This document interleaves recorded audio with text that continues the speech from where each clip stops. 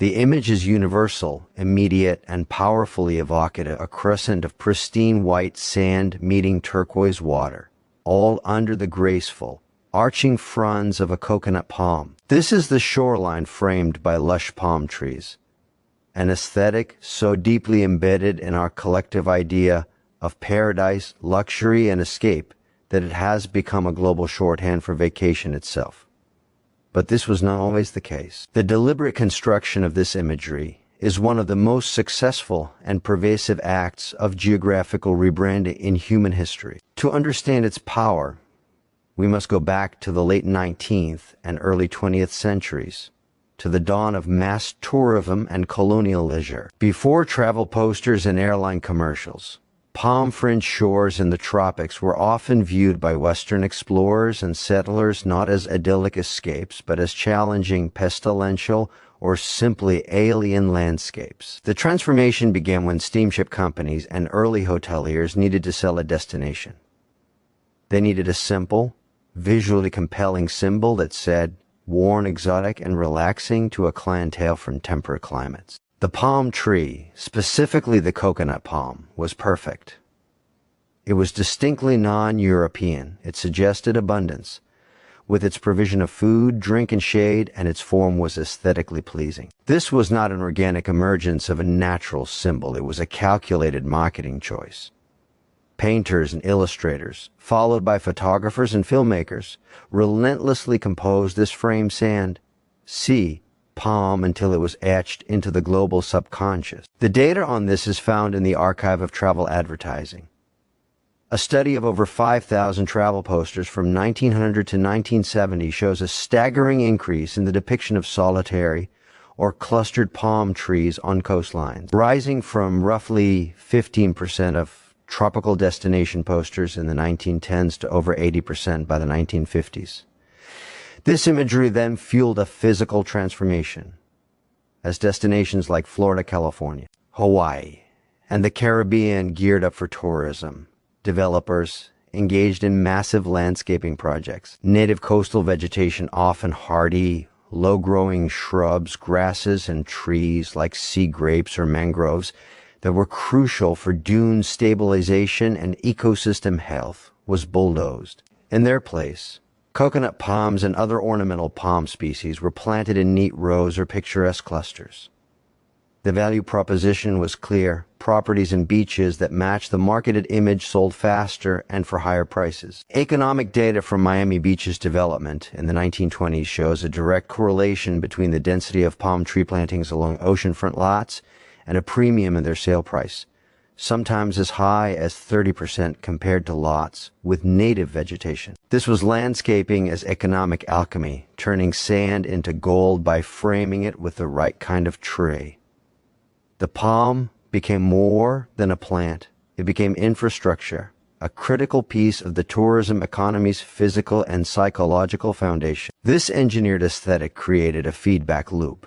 Tourists arrived expecting the postcard, and destinations were compelled to deliver it, perpetuating a cycle of ecological replacement for commercial gain. The shoreline was no longer a natural feature, it was a designed product, and its frame was meticulously curated. This global homogenization of coastal beauty standards had a singular goal: to comfort the visitor with a recognizable symbol of paradise, regardless of the geographical or ecological truth of the location. The sound of the waves became the soundtrack to a carefully staged set, with the palm tree as its most prominent prop, silently signaling that this place existed for pleasure and consumption, its wildness tamed and packaged for easy enjoyment. This wholesale adoption of the palm-framed shoreline aesthetic represents a profound human desire to shape nature to match our fantasies, a desire that would have ripple effects far beyond the beachfront. Hotel,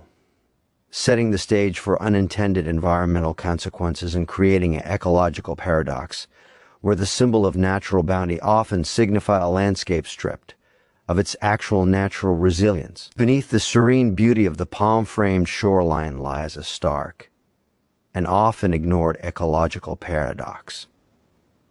The very symbol of lush, tropical life is, in many of the places it has been planted, an agent of biological impoverishment and environmental vulnerability. This is because the palm tree, particularly the non-native species favored for their looks, functions as ecological theater rather than ecological infrastructure. To understand this, we must compare the palm's role to that of the native coastal ecosystems it so frequently replaces.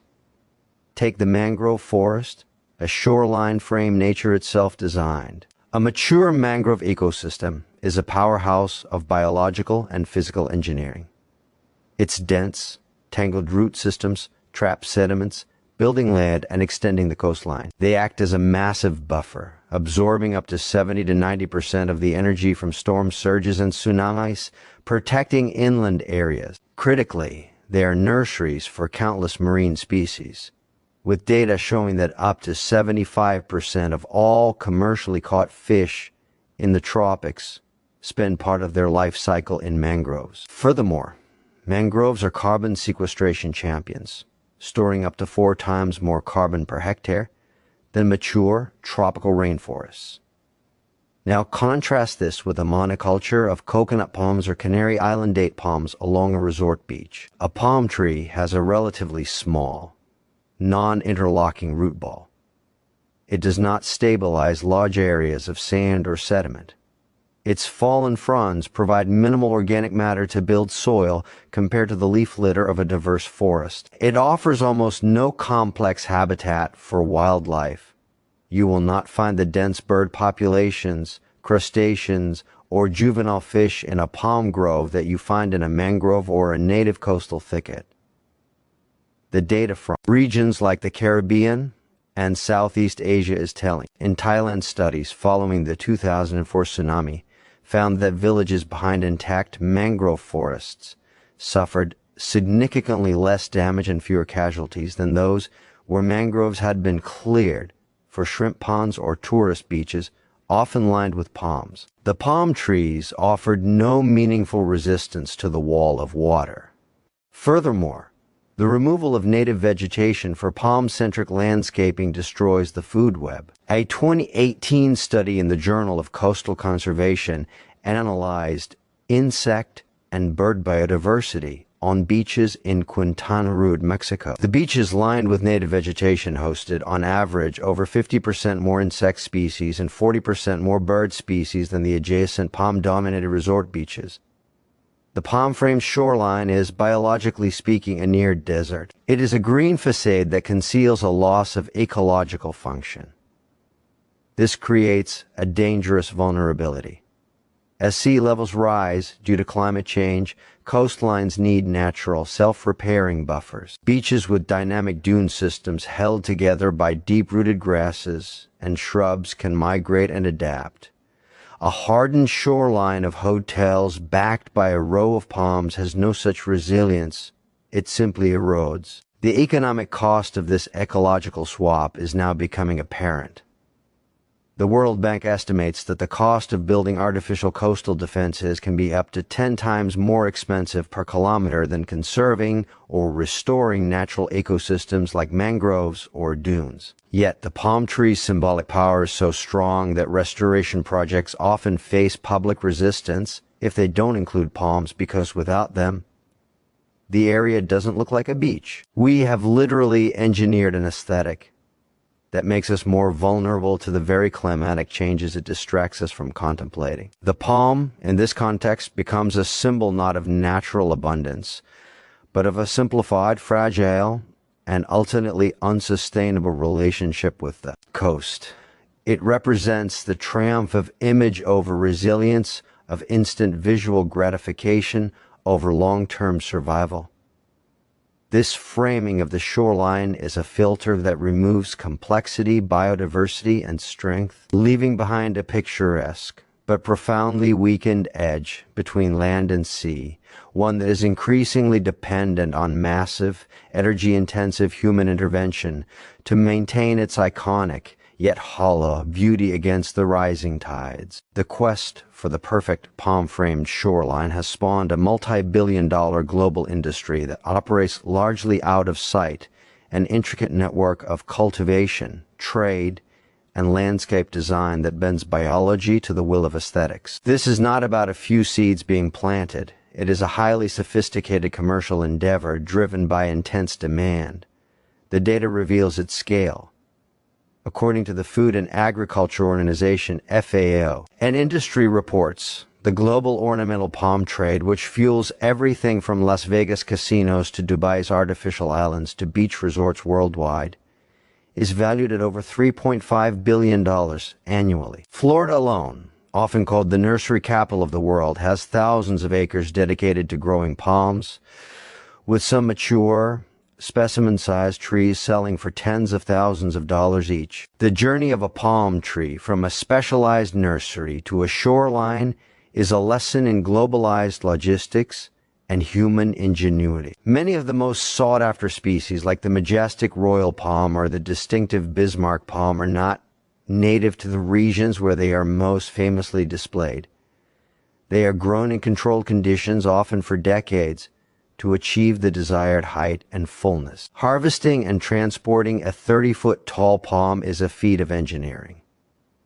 Specialized machinery is used to dig out the root ball, which is then wrapped in burlap and a wire cage, creating a tree spade that can weigh several tons. These giants are then loaded onto custom trucks and shipped across continents and oceans. The carbon footprint is substantial. A single container ship carrying hundreds of mature palms from Florida to the Mediterranean or the Persian Gulf burns vast amounts of fuel, all in the service of instant landscape maturity. Once on site, the engineering continues. These trees are not simply plopped into a hole. Soil chemistry is meticulously adjusted and sophisticated.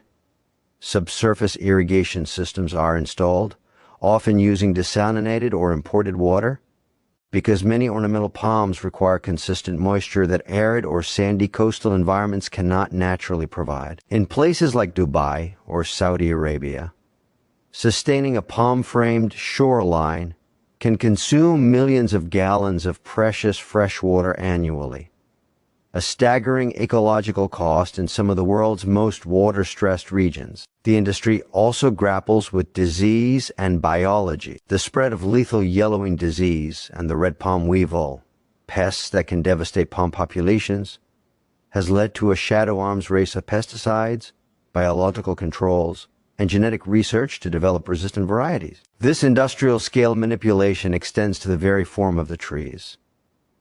Horticulturalists use precise nutrient regimens and pruning techniques to control growth rate, frond size, and trunk thickness, ensuring the trees conform to the idealized image. The economic driver is irrefutable.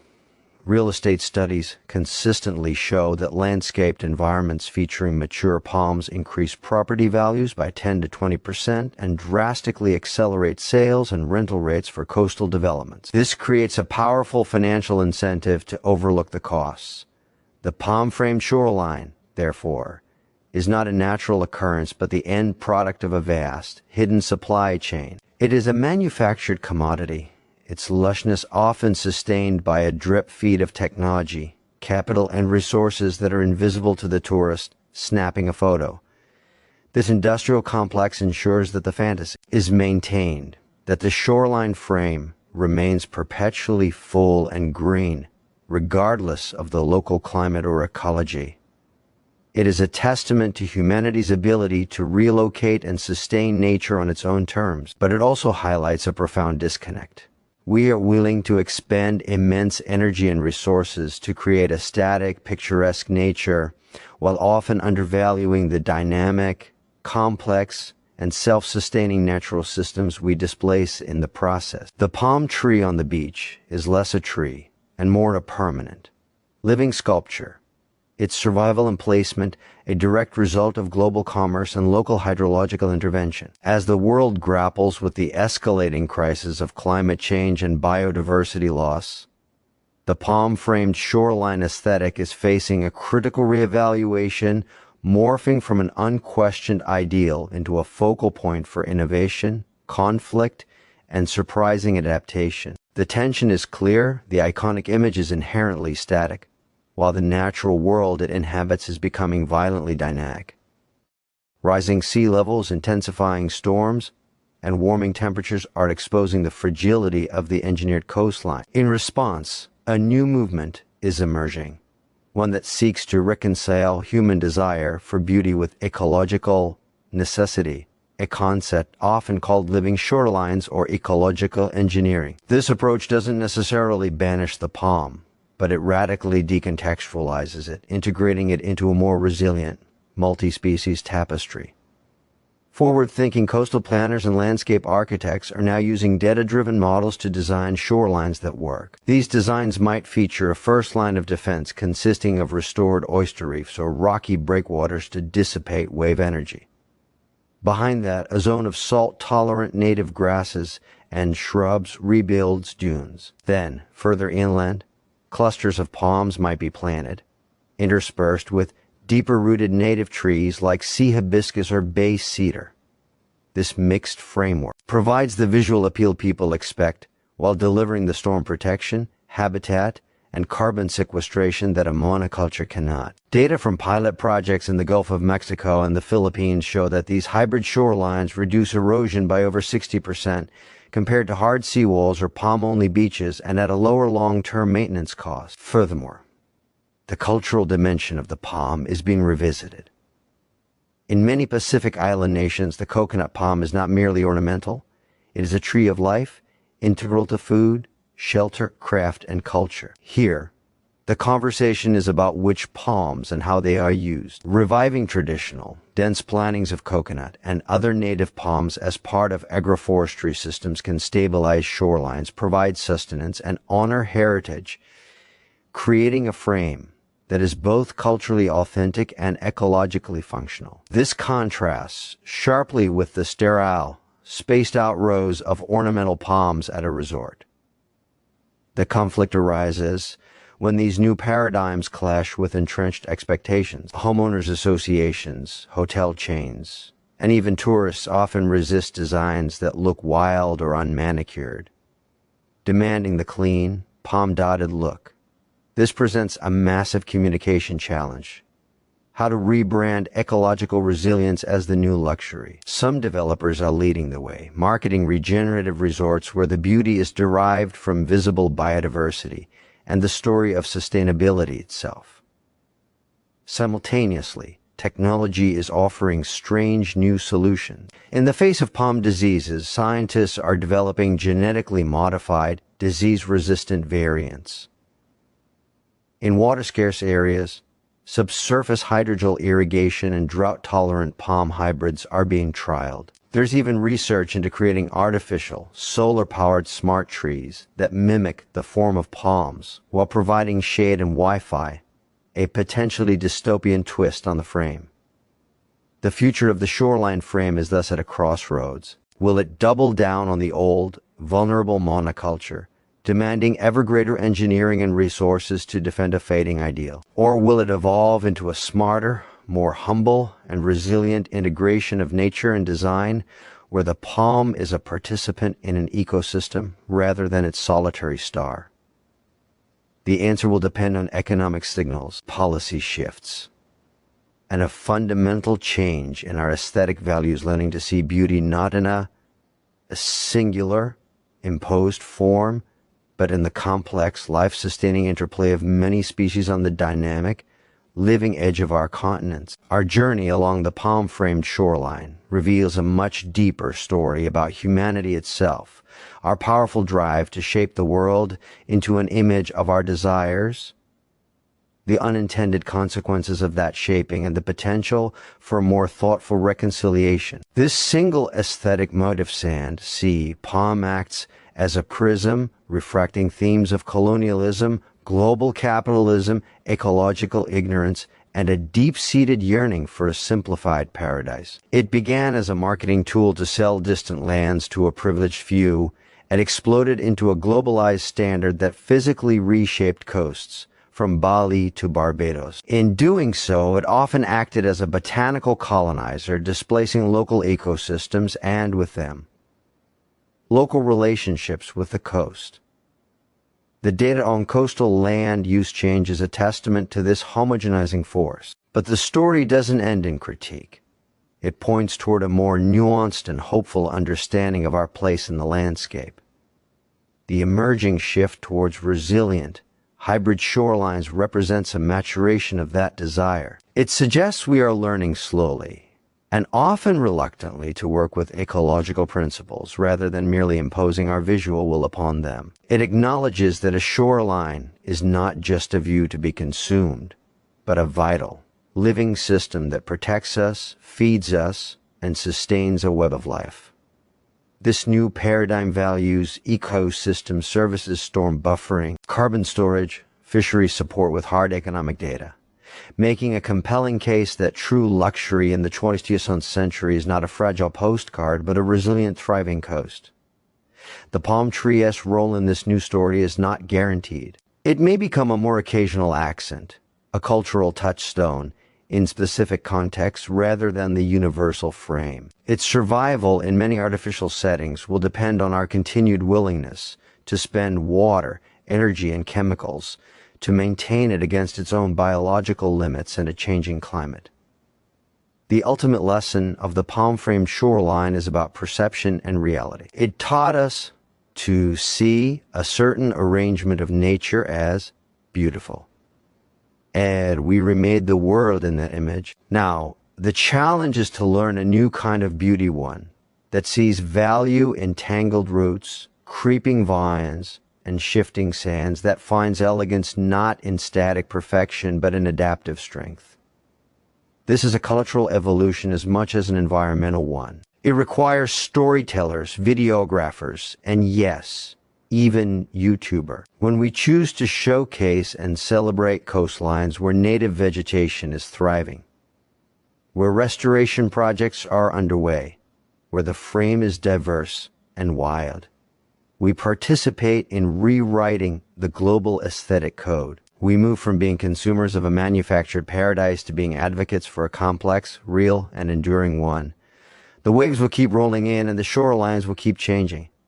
The question is, what will we choose to frame that eternal conversation between land and sea? Will it be a monoculture born of a 20th century sales pitch, or a living, breathing mosaic that honors the past, sustains the present, and secures the future? The next time you see that picture-perfect shoreline, I'll now see the hidden layers, the history, the industry, the ecology, and the crossroads it represents.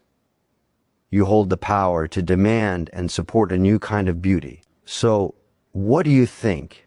Has this deep dive changed the way you see a palm tree on the beach? Does the idea of a living shoreline with mixed vegetation appeal to you more than the classic monoculture? I want to hear your thoughts in the comments below. Share your experiences, your local shoreline stories, or even your disagreement. This conversation is crucial. If you found this investigation into the hidden world behind our coastlines valuable, please give this video a thumbs up. It truly helps the algorithm share this knowledge with more curious people like you. But most importantly, if you believe in understanding the deeper stories behind the everyday world, make sure you are subscribed and that notification bell is turned on. We are just getting started. In upcoming videos, we'll be deconstructing other universal images: the manicured lawn, the mountain ski resort, the urban waterfront, each with its own tangled tale of human desire and environmental impact. You won't want to miss it. Until then, look deeper. The world is more fascinating than the postcard. Thanks for watching.